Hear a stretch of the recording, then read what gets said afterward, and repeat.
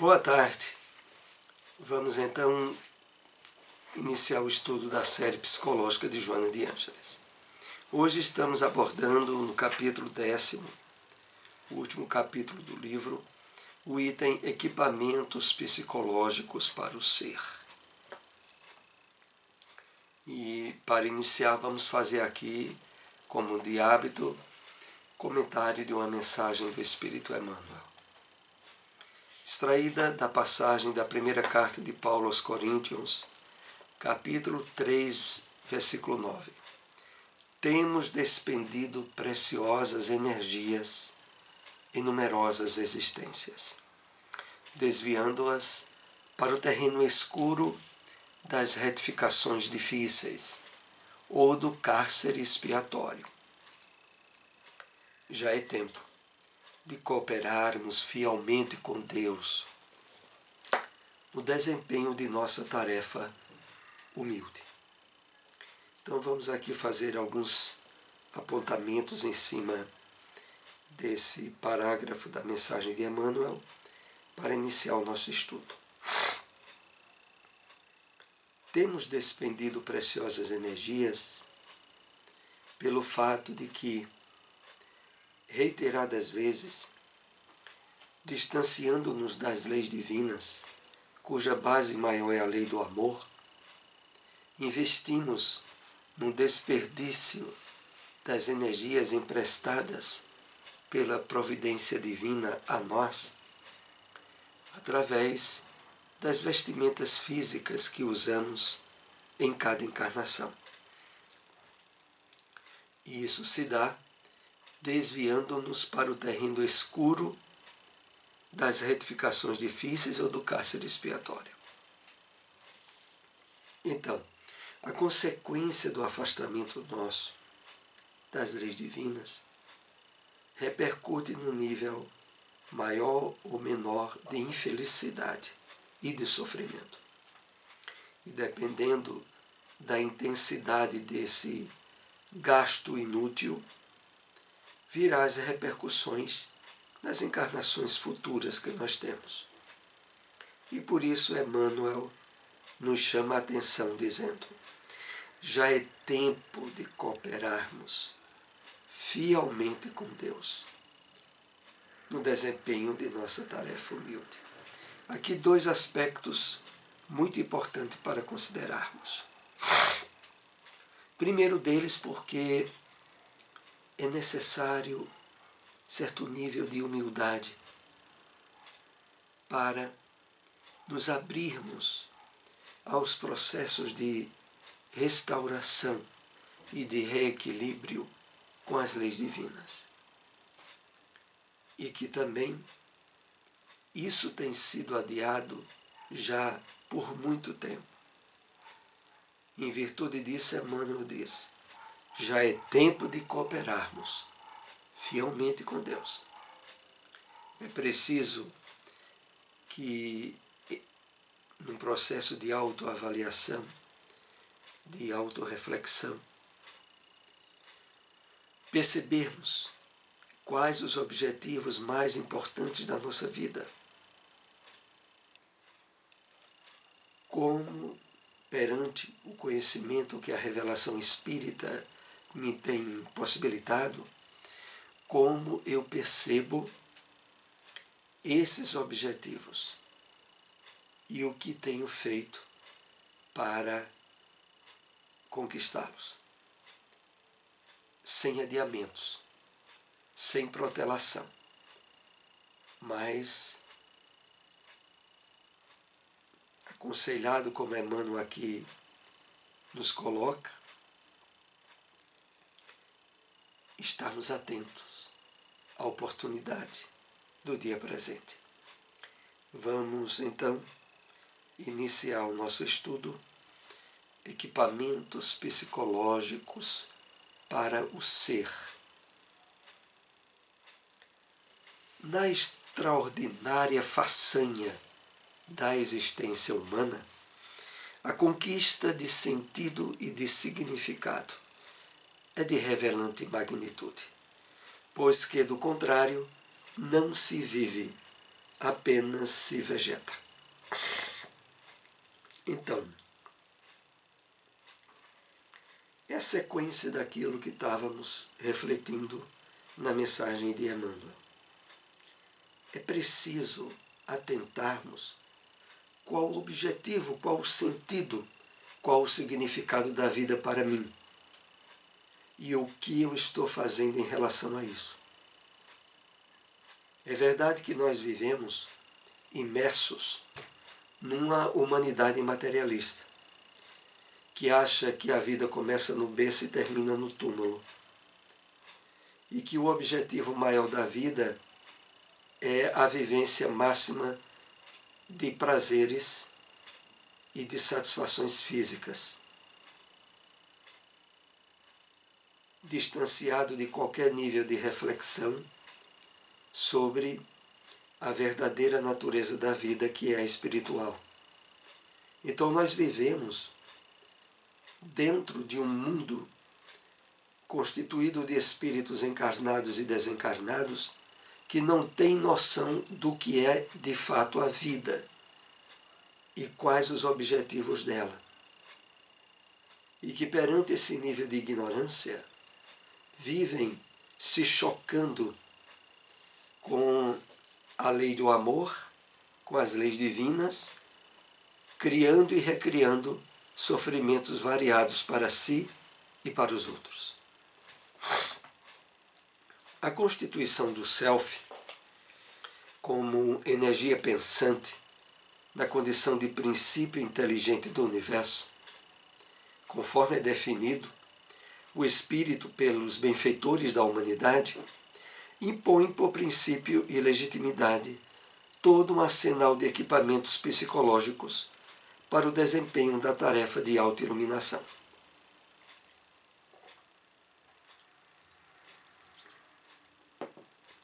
Então, o tema central desse nosso estudo, os equipamentos psicológicos para o ser, eles se direcionam para o trabalho de autoiluminação.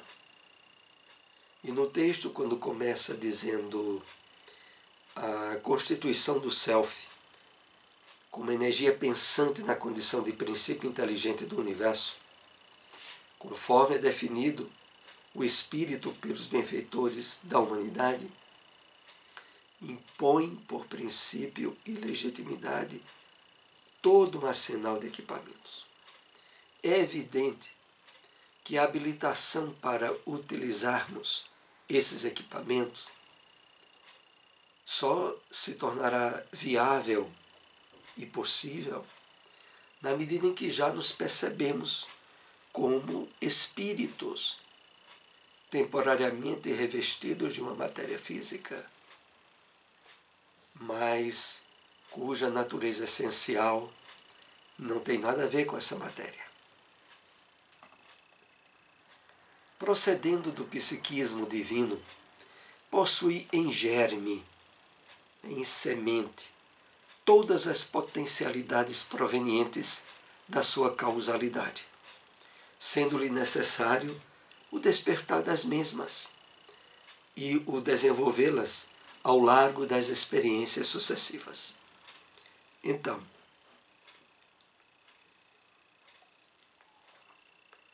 muito importante a consciência que vamos despertando em relação a esses potenciais que estão em germe em nós, provenientes do psiquismo divino. Porque é na medida em que nós nos tornamos esclarecidos e conscientes disso, é que possibilitamos o desenvolvimento que essas sementes precisam ter, para que de fato expressem as potencialidades divinas que trazemos em germe. A alegria de viver, por exemplo, é um dos mais valiosos equipamentos psicológicos para o êxito do empreendimento humano, porquanto, através desse sentimento, todas as experiências adquirem significação. Então, o primeiro instrumento que aqui é colocado para a nossa reflexão é a alegria de viver.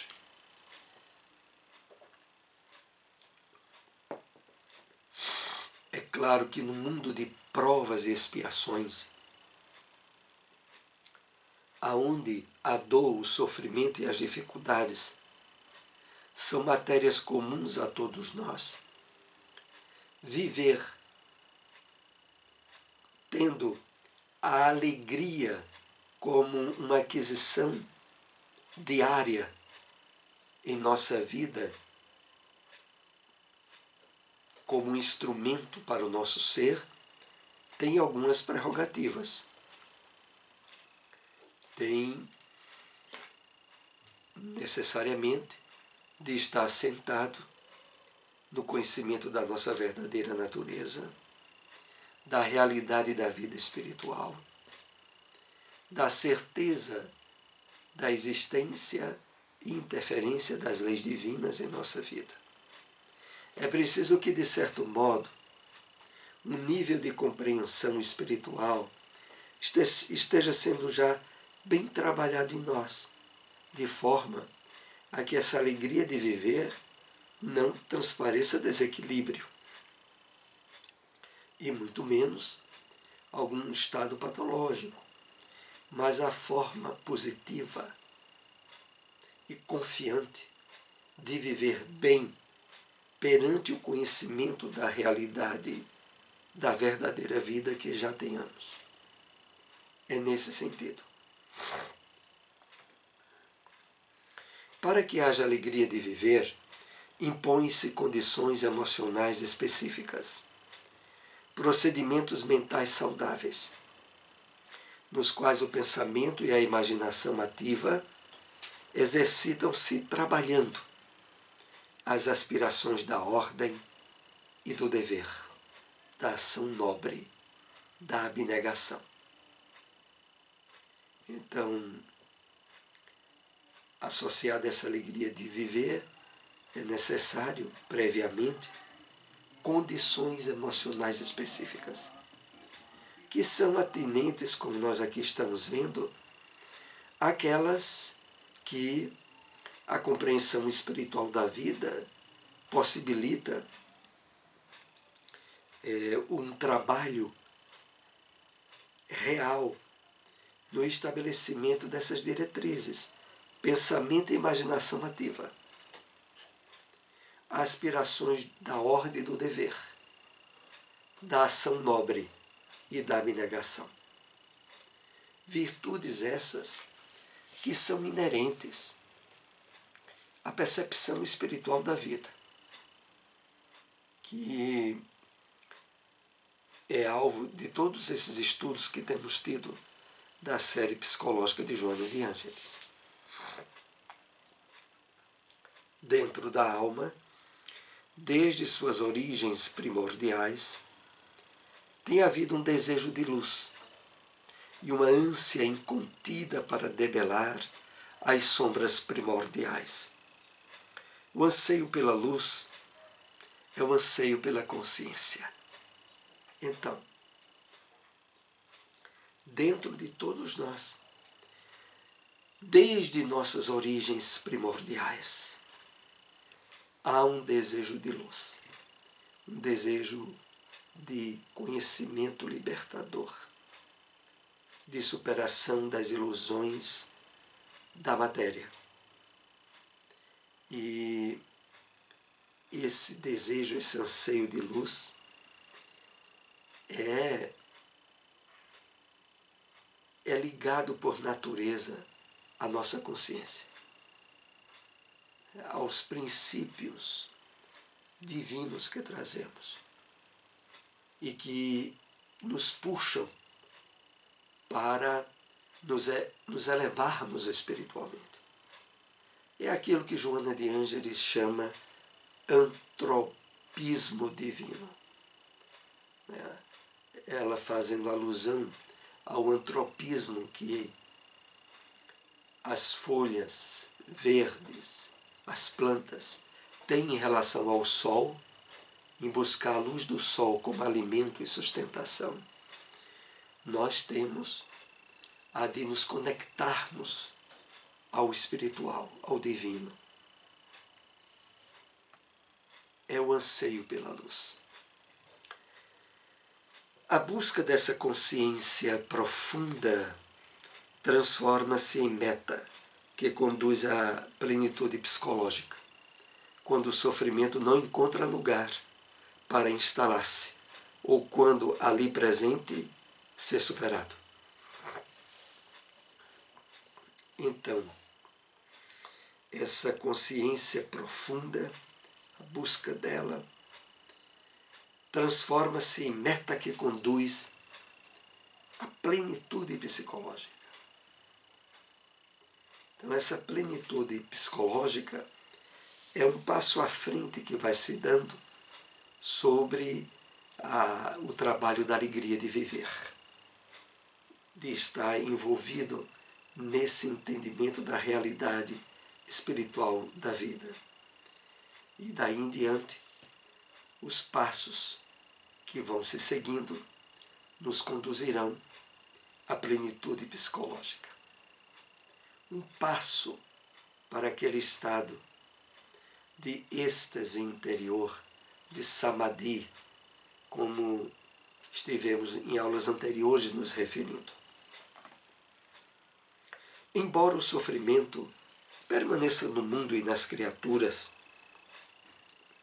como a fatalidade do seu processo e evolução, mediante os equipamentos psicológicos da busca da luz, torna-se factível diluí-lo na claridade do amor inefável. Então, mesmo permanecendo no mundo de provas e expiações, onde há muito sofrimento, esse trabalho de utilização desses instrumentos, desses equipamentos psicológicos, nos faculta a absorver e diluir todas essas situações e experiências de sofrimento ou de dor que o mundo de provas e expiações nos traz. É sabido, como diz no Evangelho segundo o Espiritismo, no capítulo 5, que há uma carga imensa de sofrimentos nas provas atuais, aquelas provas que, ao estarmos aqui na presente encarnação, vivenciando, agregamos estados emocionais de conflitos, de dúvidas, de materialismo mesmo. Aí essas provas ganham um peso imenso. O inverso acontece quando trabalhamos em nós a percepção espiritual da vida, o acolhimento das dificuldades, para aí sim poder positivamente diluí-las, eliminá-las. E nesse processo, esses equipamentos psicológicos, eles têm um papel fundamental. O sonho alquimista era a transmutação dos metais comuns em ouro de alto valor, que não foi conseguido. Nada obstante, psicologicamente, é possível essa alquimia no ser, ao transformar a sombra em luz e os conflitos com as suas marcas de perturbação no ouro da harmonia. Então nós somos chamados aqui a sermos alquimistas de nossa alma, a no trabalho de espiritualização profunda conseguirmos fazer aquilo que é proposto ao longo do Novo Testamento. O nascimento do homem novo, o homem espiritual, que percebendo a realidade da vida em termos de eternidade, abre-se às transformações que o Evangelho do Cristo convida a fazer. E aí, conflitos e problemas são trabalhados de uma forma a serem elementos de crescimento, de superação. Quando a mente está voltada para os significativos labores da elevação moral, social, espiritual, artística ou de qualquer outro tipo, as expressões do sofrimento perdem a preponderância na emoção e naturalmente deixam de influenciar o comportamento. Então, de uma forma geral, quando a nossa mente, em termos de metas, envolve-se em labores, em atividades relacionadas à elevação moral, social, espiritual, artística, na medida em que de fato nós estamos envolvidos nessas causas com sentimento de altruísmo, de amor, naturalmente o sofrimento que estejamos a passar em qualquer área da vida diminui enormemente o seu peso. Pensando-se com equidade e justiça, agindo-se com bondade e compaixão, vivendo-se com esperança e alegria, a iluminação dá-se natural, ampliando a capacidade no self para gerar o estado luminoso permanente. Então vamos analisar aqui esse último texto do nosso estudo dessa tarde. O resultado de conseguirmos, através dos mecanismos de despertamento espiritual que a psicologia de Joana de Ângeles nos propicia, na medida em que trabalharmos esses instrumentos, um nível de paz, de equilíbrio íntimo, de harmonia nas emoções, vai nos abrindo cada vez mais a vivência da bondade, da compaixão, da esperança, da alegria. E nesses estados torna-se factível a iluminação. A iluminação dá-se natural, ampliando a capacidade no self para gerar o estado luminoso. Vamos ver esse último tópico. A iluminação é uma integração nossa com os objetivos espirituais e elevados da nossa encarnação. À medida em que isso vai se delineando, amplia-se a capacidade no self, no eu profundo, para gerar o estado luminoso permanente. O estado luminoso permanente, que é um estado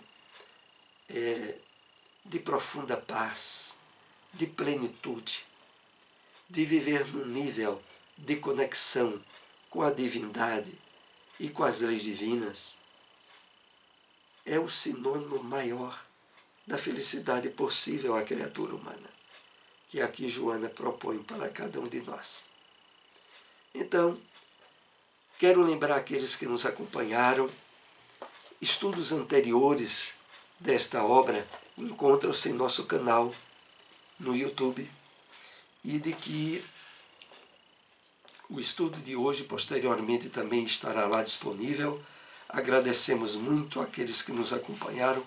Se possível, compartilhem essas informações. Uma boa tarde.